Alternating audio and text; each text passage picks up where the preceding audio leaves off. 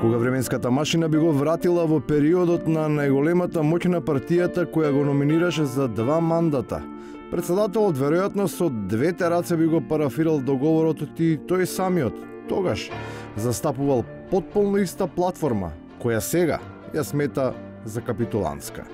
Мислам, за тоа сме се согласили и на државниот врв и мислам и сите политички актери во Македонија, дека никој пат не може да прифатиме решение што ќе влие на нашиот идентитет.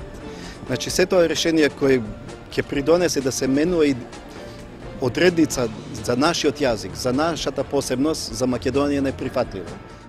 Промената на ставот изгледа не се должи не само на трансферот на моќта која доведе до прифаќање компромис кој очигледно не бил спорен, туку и на влијанието на североисточните ветрови, на кој не им одговара позитивен расплет, па со негативен контекст ја куражат одбивноста, преку Спутник, лансирајќи кратки хорор приказни, за да го спречат за нив ужасното северноатлантско партнерство.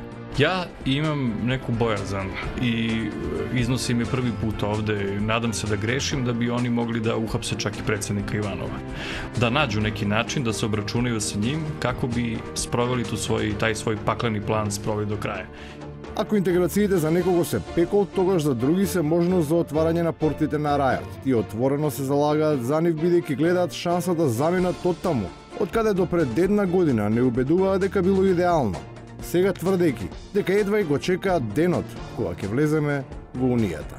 Ќе се соочиме со тоа да ние уште првиот ден ќе имаме 300.000 млади луѓе кои ќе се иселат од Македонија. Почнувајќи од мене. Што ќе правам тука? Но за тоа да се случи, ќе треба да причекаме бидејќи оставината била толку тешка и неподнослива, што ниту срцето на Макрон не успеа да омекне. Но се наоѓаат најразлични начини за да се одоброволи тврдата и непробојна француска кожа, па им се нудат модели со кои благопријатно ќе се влијае врз нивните сетила, за да им се подигне расположението. Ваша екселенцијо, ги посетувате ли козметичките или студијата за релаксирање во секој случај? Écoutez, si nous avons un mécène, j'irai le voir. Ако имаме некој мецена во тој поглед, ќе одам да го посетам. Повелете. Мерси ли бупле? Еви за Жаклина, од нас имате исто така почитувани, доколку се јавите во наредните неколку минути, на првите двајца ќе добиете третмани кај госпоѓата Жанета, интересни третмани.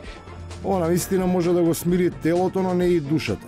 Таа е толку вознемирена што постојано доживеува трансформации кои се предизвик за нови и нови продлабочени воведи и објаснување на незината несекојдневна моќ и воодушевувачка сила. Досега ги представував моите гости на поинаков начин, преку мисли и записи од нивни соработници мои познати. Вечерва ќе биде малку поинако. Како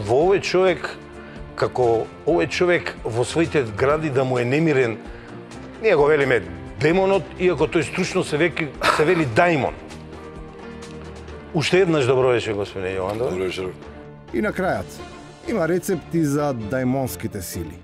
И да го поздравиме драгиот пријател и поддржуваш на оваа емисија господинот Пепи, инаку собственик на еден ланец на месарници во Скопје. Да ви кажам искрено, знам дека сте голем гурман, дегустатор, а не случајно господинот Пепи, кој ги произведува најубавите кебапчиња. И македонските ангели и македонските демони се гладни. За да се смират, мора да се нахранат, оти се најавува дека пак ке гори. Следуваат многу и жешки прашања и интересни содржина. Останете со нас.